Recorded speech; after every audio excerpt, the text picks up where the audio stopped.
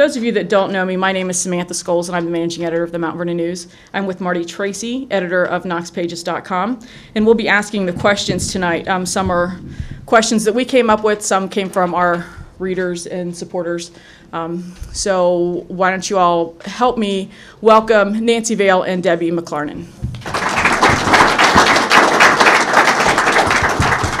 Thank you. We're going to start this debate with a 3-minute opening statement. Mrs. Vail, you drew the A candidate, so you will start. You have 3 minutes. Thank you. I am Nancy Vail, your Mount Vernon City Council 3rd Ward representative. My background includes the diversity found in the engineering, finance, and IT departments of industry, and also in public service as your Knox County Clerk of Courts and as your Mount Vernon City Council 3rd Ward representative. Of course, many of us have taken turns on boards of directors in our community. I represent the city on the Knox County Visitors Bureau Board and in Knox County Regional Planning, where I serve as land use chairman. Some other activities include the Chamber of Commerce as an ambassador, Knox County Republican Women's Club president, Community Concerts Association board, DAR, Seroptimus, the Heritage Center, and church attendance and participation. I've always and will continue to be sincere in caring about our 3rd Ward and our community at large. I want to continue to share in maintaining a city government that encourages business, good jobs, safety services, parks and recreation, clean drinking water, and all else that keeps our Mount Vernon community a good place in which to live and rear our families. A couple of recent achievements for which I am now grateful and which have taken several years in coming to fruition are correction of the long-existent stormwater and palatable water low-pressure problems on East Chestnut Street. Also, in the interest of safety for our residents, the deep ditch on Marita Drive at Terrell Drive now has storm sewer piping and is earth covered. Council is like your water line, unseen, but producing many behind-the-scenes achievements for assisting individuals with problems, all of which certainly do not become public topics of conversation. You can be assured that I will continue to be your advocate whenever you have need, that I will never betray your confidence beyond keeping the help or providing the help you need, and that I will always be truthful with you. I'm consistent and flexible so long as the best interests of our residents can be served. My experience is being consistent, yet flexible, proactive, yet reactive to special needs, and familiarity with the arts of communication and cooperation, which enhance my ability to serve your interests in this group setting.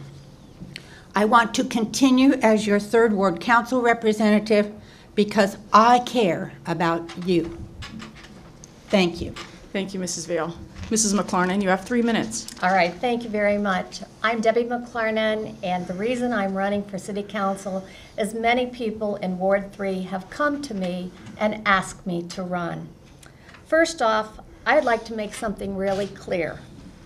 I don't just talk the talk, I'll walk the walk, and I'll investigate situations by personally dealing with issues head-on, researching the pros and the cons of each situation. I have dealt with a multitude of devastating issues. I've brought Project Lifesaver International to Knox County. We've saved lives. I'm a certified Red Cross volunteer. I help mentor the Mount Vernon Alzheimer's group to help caregivers know what to do in the toughest situations of life. I was asked by Colleen Marshall, who's become a friend of mine on NBC4 Columbus, to be in a 60-minute documentary entitled A Journey with Alzheimer's, because her mother, too, had Alzheimer's. And I am a state-certified, trained volunteer ombudsman for Ohio District 5 on Aging. In other words, I'm a nursing home cop. And I go in and I talk to the patients, and I talk to their loved ones that happen to be there that may be dissatisfied with their care, so that we can correct the issues. Many, many people who work in nursing homes are dedicated, but I have found that our nursing homes cut back on staff, they cut back on personnel, and people are not properly taken care of. And for that reason, I'm dedicated to helping people go through this. And I'll tell you, you pay a fortune to have somebody cared for in a nursing home. The issues I'm concerned about in Ward 3 are traffic safety. And anybody who lives just off Coshocton Avenue knows what we're enduring. Secondly, heroin problems. And thirdly, the lack of maintaining the codified ordinances of the city of Mount Vernon. And when we're done speaking, I spent yesterday spending hours taking pictures of edifices, buildings around this city within blocks of here that do not meet codes, and we need to get something done and done quickly. Thank you very much. Thank you. Just a reminder before we start with the questioning, if you have not already, please silence your cell phone so that we're not distracted during the question and answer part of our debate. The first question will go to Mrs. McLarnan to start with. Several years ago, the city purchased the former Hiawatha School with plans to build a new fire station. With the continued eastern expansion of the 3rd Ward, is a fire station on Syker Road necessary? Why or why not? And if so, how would you fund it? Okay, first of all, on any plan that you have, when you see a need, you think that a need is coming your way, then yes, you must start saving for it. It's like something at your home. You just don't whip out and buy it if it's an expensive item like a building or something like that. And yes, we do probably need a fire station out there. And here's why. We've got one by Siemens. We have one on West Ohio Avenue. Last year, they closed for part of the year, the one on Newark Road. It was built for the industrial park. It was built for the citizens in the South End, and it was built to preserve Mount Vernon Nazarene University. We need to keep the facilities open, and with the growth going out Coshocton Avenue, with the possible acquisition of land on Upper Gilcrest Road for more condos, more homes, more businesses, yes, the East End needs protected.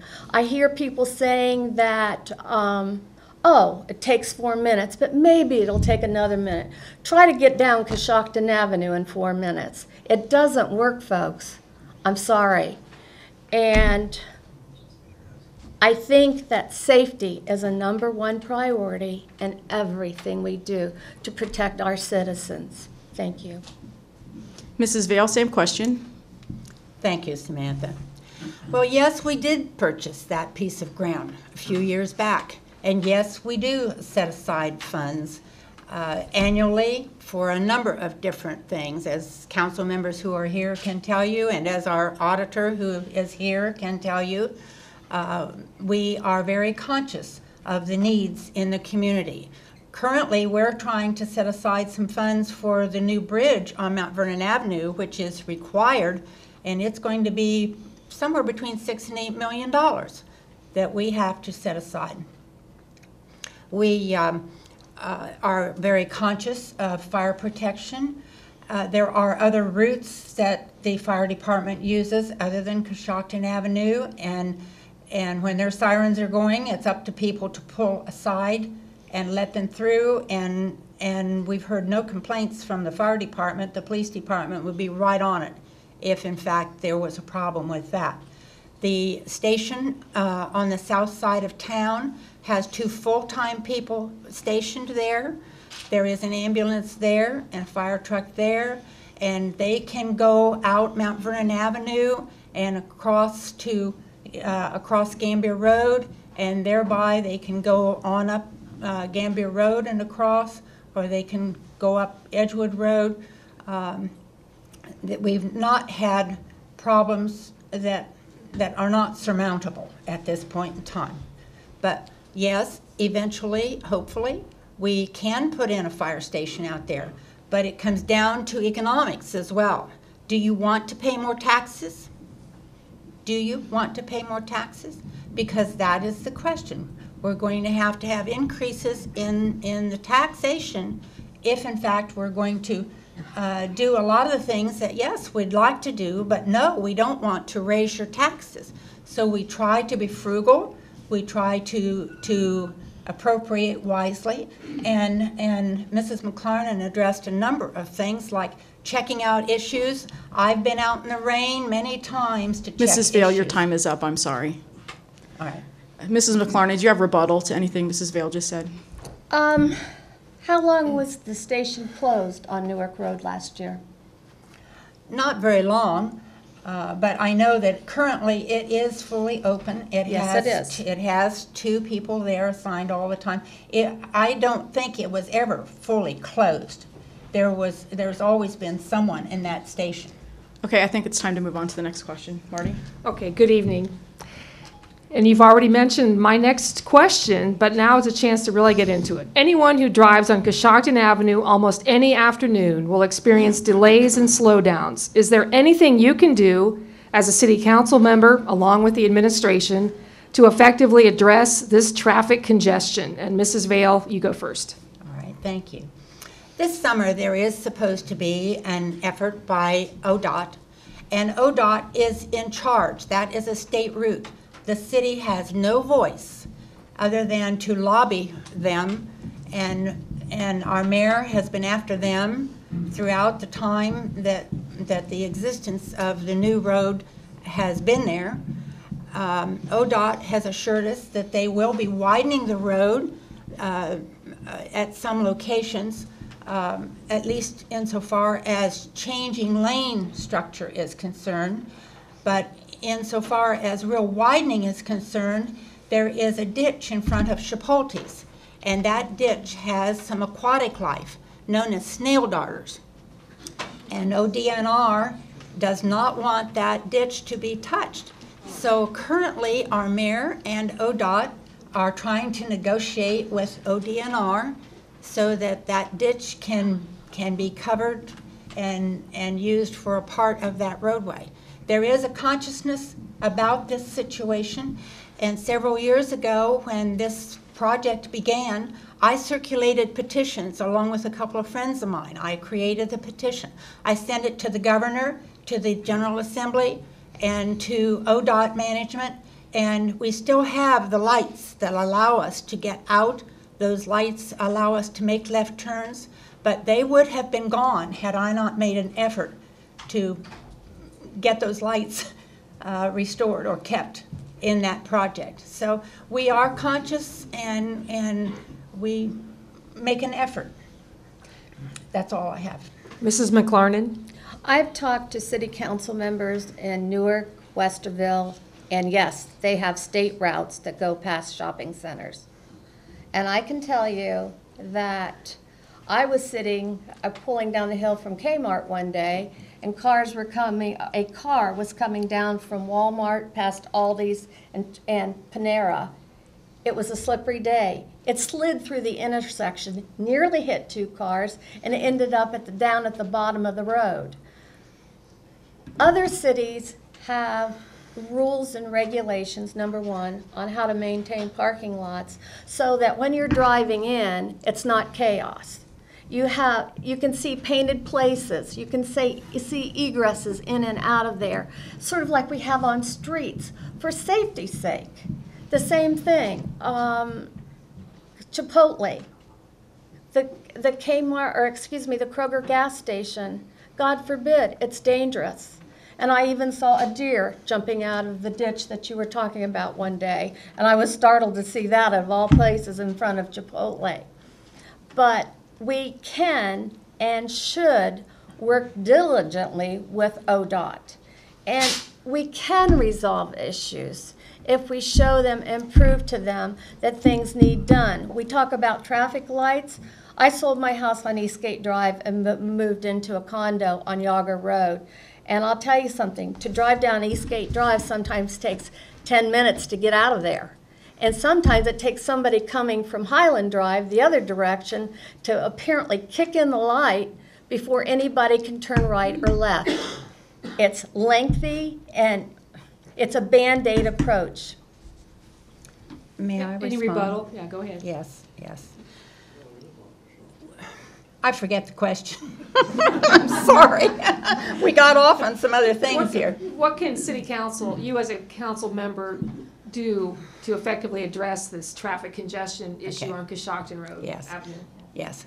Well, ODOT has some rules in regard to Yes. making changes after construction has been done, and there is a time period during which there can be no changes. And our mayor has worked diligently to try to get this corrected. We've all of us on council have complained about it. We've also complained about the timing of the lights for people to get out. They're on timers. Those are set by ODOT. So I'm sorry, I dispute the idea that anyone in any other community has greater influence with ODOT than we do, except for the fact that we are in District 5 and Westerville is in District 7. I think they have Nancy Burton for their district supervisor, and she's easier to communicate with, and I wish we had Nancy Burton, but we don't. But there is an effort being made, and I hope that you all will be patient and careful and understanding. And if you lived in Columbus, you would have greater problems on the roads than what we have here in Mount Vernon. One of the problems is that families used to have a vehicle. Now, every person in the family has a vehicle, beginning with probably age 16, because that's what they all want for their birthday when they're 16, is a vehicle of their own.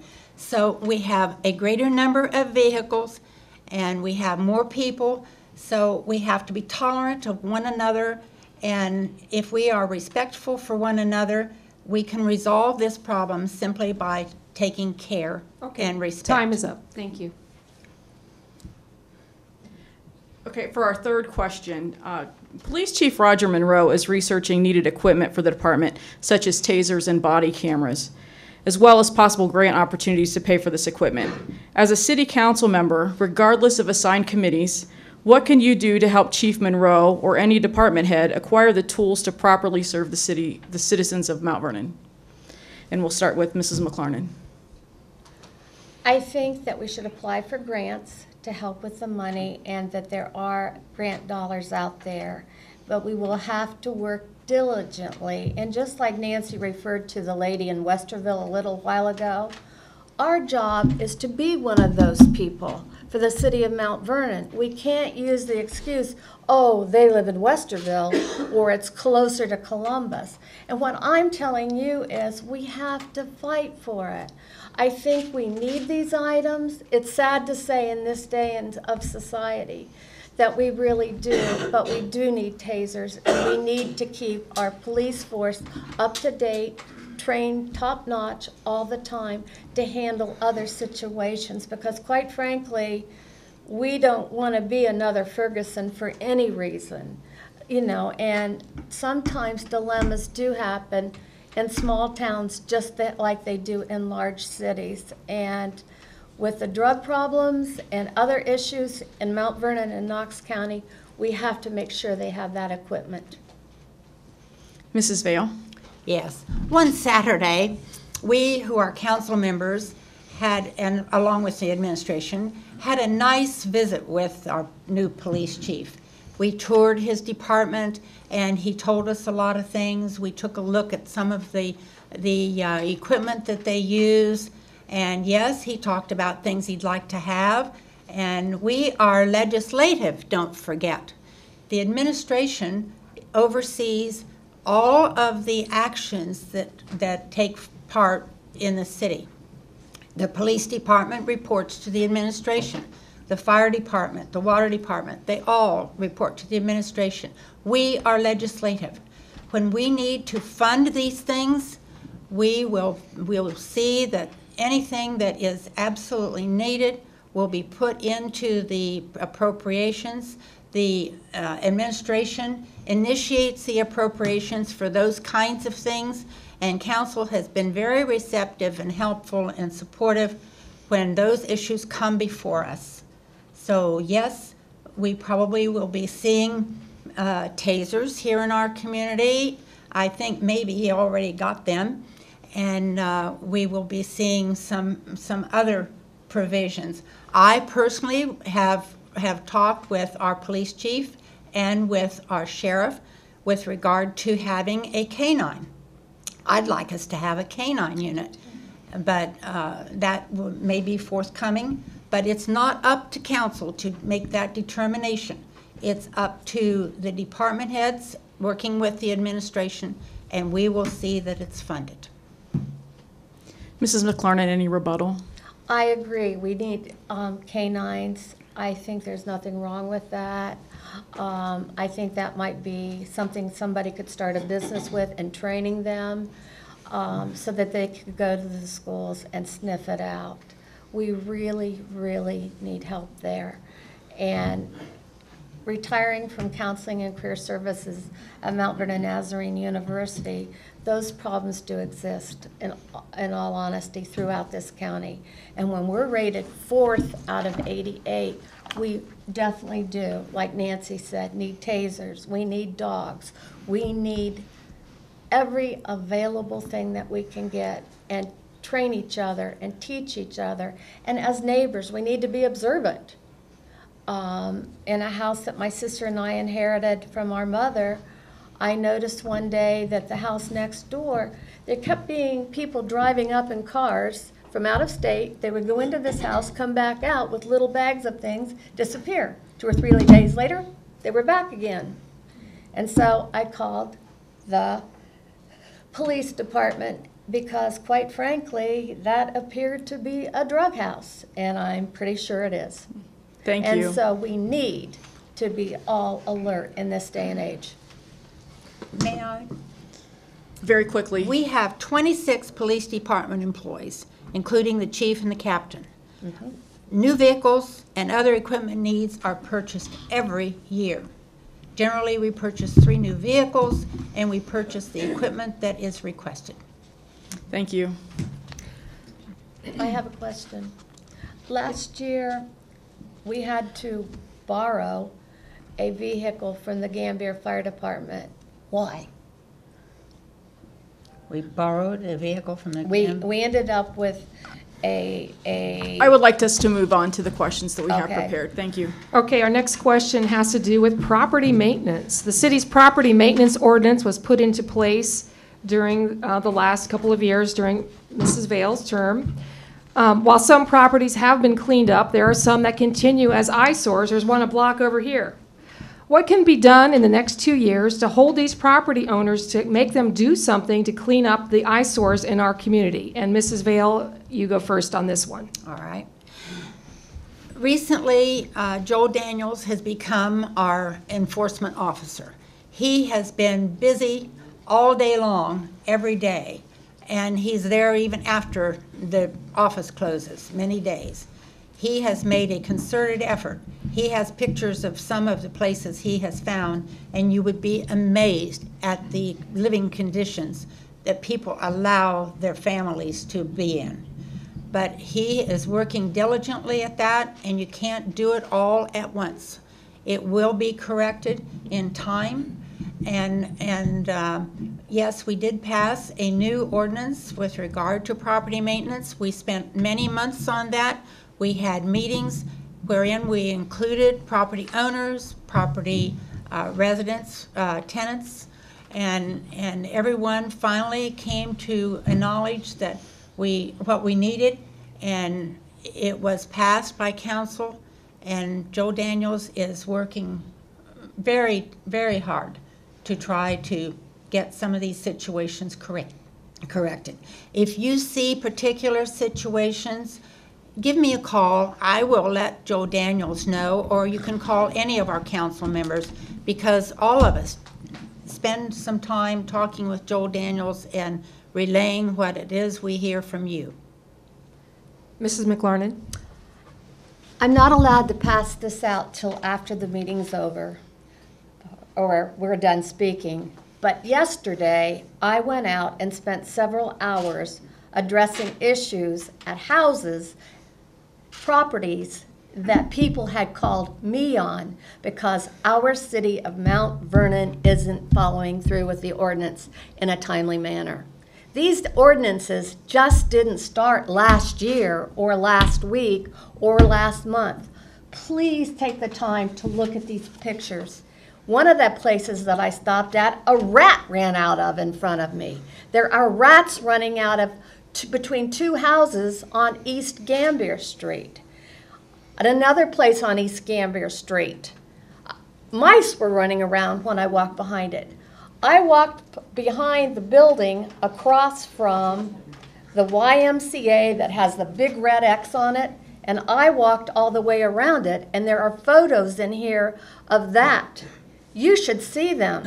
We're not following through, and that X has been on that building for quite some time, and it's dangerous. What you will see in these photos were taken yesterday, and please take the time to look at them. There was a property on East Gambier Street, or excuse me, West Chestnut Street, next door to where my sister lives.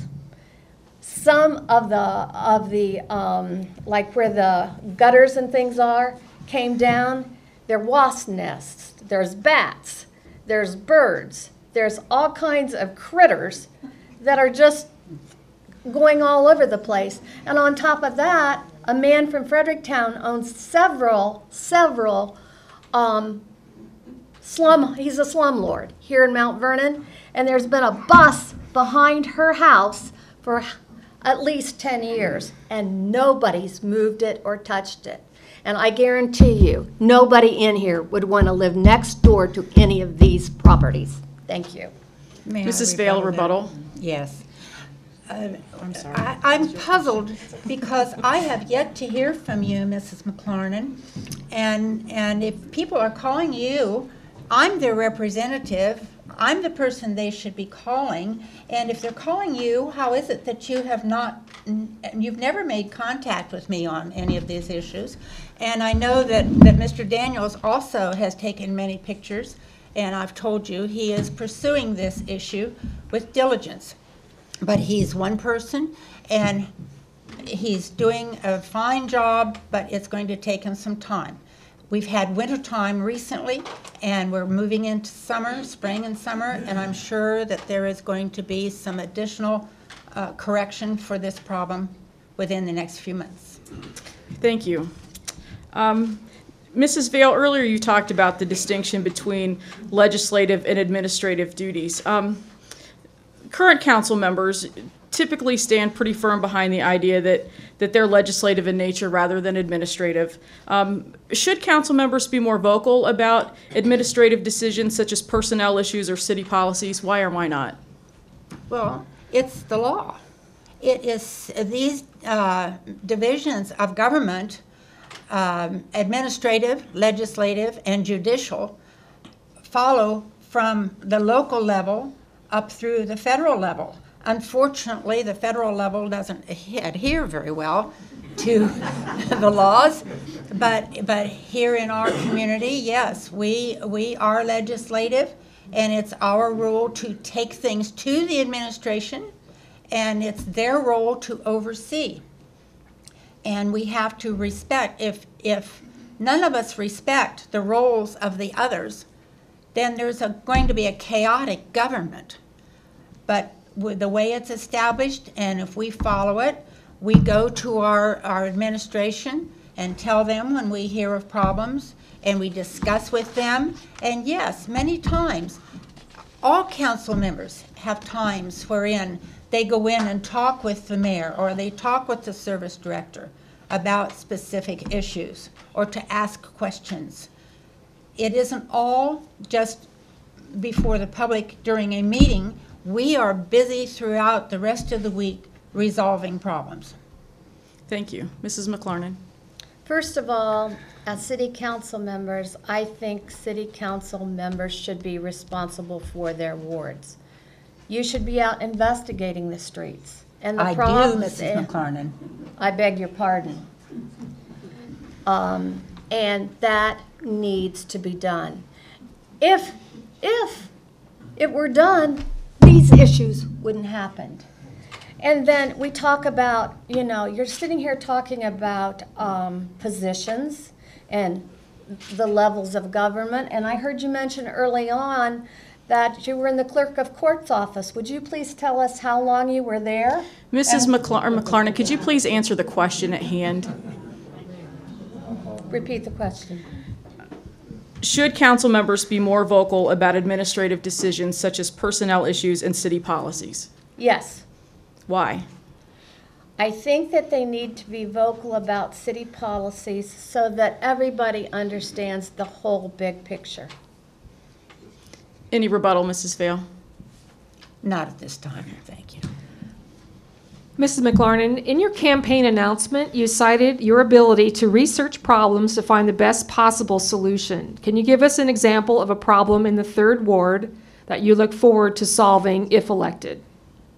I would hope to help solve the problems of traffic, because that's what people are telling me.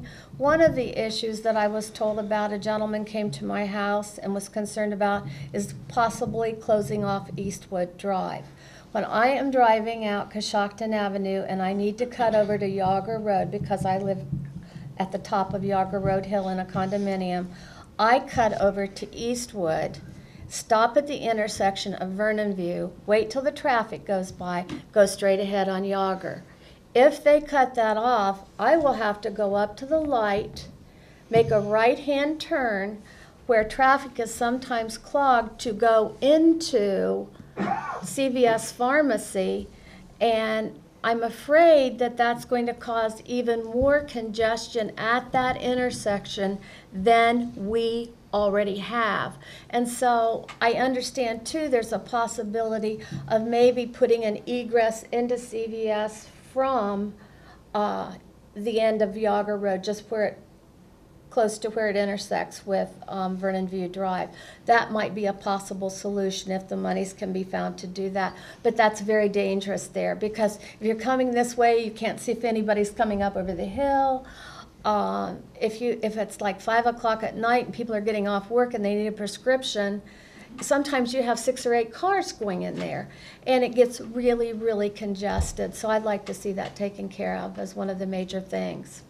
Mrs. Vail, same question. Well, I'll respond to what Mrs. McLarnan has talked about. The engineering department for the city of Mount Vernon has been working on the plans for what might be done with that segment of the accesses. Recently, we did purchase that piece of ground where the old burger chef was. And the intent was not necessarily to make it a park, but to preserve it so that it could be used in the design of the new roadway. To this time, there has been no decision, and you're making decisions and you're making comments with regard to rumors, because there have been no decisions by the engineering department yet in regard to what plan they will follow. They have several possibilities, and none of us knows exactly what those responses from the engineering department are going to be. When we do, they will be made public, and probably there will be some public input, but that's why we have an engineer, so that we do things in the best kind of way for the public and safety of the public. Rebuttal, Mrs. McLarnan. I did talk to a city administrator who did talk to me about that possibility of how to correct the situation. So yes, I did talk. It's one of the possibilities. It's a possibility. That's a possibility. But it's a possible solution. I did not say the engineer's office said it, but I have been checking the facts, the figures, and I was told by an administrator of this city about it when we had a lengthy discussion. Thank you very much. Council does not make that decision at this point in time. Thank No, you, ladies. that's We not. need to move on so we can get some more questions in. In the coming months, it's expected that council will be asked to annex the former PPG property as part of Ariel Foundation Park. Members of the public are concerned about the increased cost of maintaining the additional park acreage. Is approving this annexation a good move for the city financially, and why? We'll start with Mrs. McLarnan. I personally feel that Foundation Park is a real plus.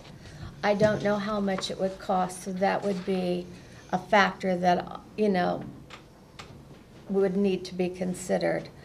But I believe that it's a very special place. I think it will draw people to Mount Vernon. What they have done with that to knock down this old plant, go and enjoy time with your families. I think when they put the smokestack up and let people go up and take photos, I think that may draw visitors to Mount Vernon. But when you're selling Mount Vernon, when you're marketing Mount Vernon, they like to know about the parks, the schools, the swimming pools, and I think that that is very advantageous. About this, just personally, and I personally feel, and others have joined me in feeling, that we need to have an endowment to cover the costs for maintenance and the costs for law enforcement in that area, because we cannot expect our taxpayers to pick that up, and we cannot sacrifice the other parks we have. We have several other parks that are used throughout the summer and, well, spring and fall as well. We have Memorial Park and Riverside Park and Dan Emmett Park and Phillips Park, and maybe I've left one or two out, unfortunately. But these parks are all busy. They're busy with tennis and softball and all kinds of activities. So we cannot sacrifice care and maintenance of those parks for Ariel Foundation Park. If in fact we have an endowment and the foundation already has an endowment established, if you want to give some money to that endowment, you're most welcome to do so through the Community Foundation. And if that is achieved, then probably it will be brought into the city. But at this time, it has not yet been. I can tell you what the acreage is for Foundation Park. The city currently owns 178.789 acres, including the 25 acres on Harcourt Road, and the Community Foundation currently owns 68.1247 acres. And of course, that which is in the city we're already caring for. So it's not a lot more ground, but it includes the terraces, and the maintenance for the terraces will take some time. So we're very conscious of the economics of the whole thing, and yet we want it to be worked out. So it's dependent upon an endowment from the Community Foundation. Okay. We have time for one more question, and then we will hear your closing statements. There's been a lot of concern voiced recently about the effect a Taco Bell will have on Newark Road traffic, especially during the school rush times. How do you propose to deal with any additional problems in this area? And Mrs. McLarnan goes first. That was an area of concern because that is busy. I think that when Ariel and the different plants that are in that area, either go to lunch or have their workday end, that it's very busy. I think students will also like to use it. The egress is coming out on Kirk Street, and then we have Martinsburg Road and Newark Road and everything across there. We may need a traffic light there when they turn off Kirk Street. I don't like the idea that they drive around behind, I think it's the McDonald's offices and those things right there, a Subway. Those aren't very good places to turn around and come back out, say, on Edgewood Road. Or not Edgewood, but Mount Vernon Avenue. So those are thoughts to be considered, but I know they're working hard on that, and hopefully, and the funeral home's there, so that could even compromise it even more. with traffic flow there. Mrs. Vail. Thank you. Well, the Board of Zoning Appeals just approved the location for that Taco Bell. It probably will provide some relief to Coshocton Avenue, because those who are headed for Taco Bell are going to stop on Newark Road if they come from that direction. But insofar as the traffic in that area is concerned, it's part of growth. And when something like that occurs and demands by what seems to occur, that the administration suggests putting a parking or a traffic light at that location, it will occur. But it will have to be approved by ODOT because that's a state route. But ODOT has approved this plan.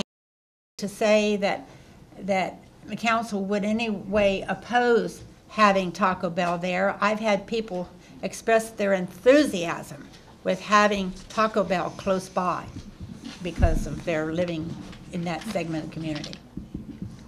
Thank you very much, ladies, for that lively debate between those questions. We're going to close with your closing statements, and we are going to be very strict about your 2 minutes so that we can move forward to the second debate of the evening. Since Mrs. Vail, you started, I believe, we'll start closing statements with Mrs. McLarnan.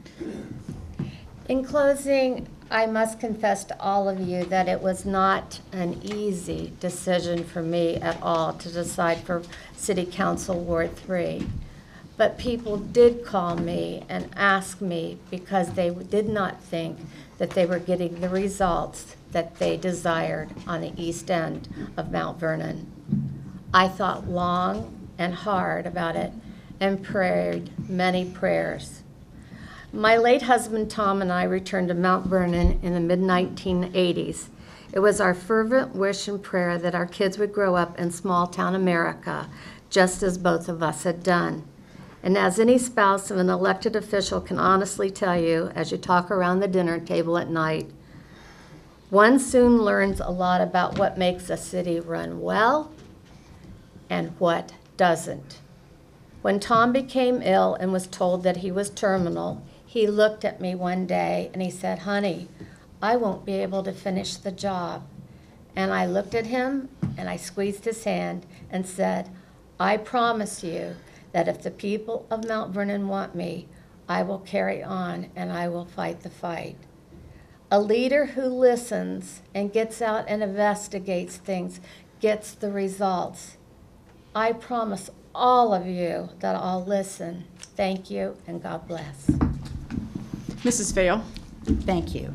While I've been your third ward representative, many needed projects for this part of our community have been achieved. Caring about our freedoms and self-government are my very basic reasons for wanting to continue in public service. I'm sincere in caring about our third ward and community at large. Hearing from you, spending the necessary hours to research issues, interfacing with the administration, and responding to you is important to me. By adhering to sound principles and research logic, my commitment is both short and long-term interests for you and for this, our community. It's very necessary to recognize that City Council is the legislative body of the city and works with the administration and judicial branches of our government. Stability can be found in collective thought while exercising good common sense. Another recognition must be that council consists of 7 representatives and a president, none of whom make decisions alone. And good communication skills and cooperative attitude for serving our community in the best way possible are enhanced by experience. Respectful communication with other council members, the administration, and our residents is pertinent to maintaining a city government that helps our Mount Vernon community to be a good place to live and for our families. You can be assured I will be your advocate. Remember, there's a big difference between good sound reasons and reasons that sound good. I pledge to you that I will continue to use my experience, time, effort, care, represent, and honestly serve you if you will please once again grant me the treasured privilege to to represent you by your vote in our May 5th primary election. Every vote matters, and a single vote can make a difference. Please also encourage your family, friends, and neighbors to vote Vail. Thank you for using your time to be here with us tonight, and thank you, Samantha and Mount Vernon News, for being our hosts. And also, thank you, Marty and Knox Pages, for being here. Thank you very much, ladies. Round of applause.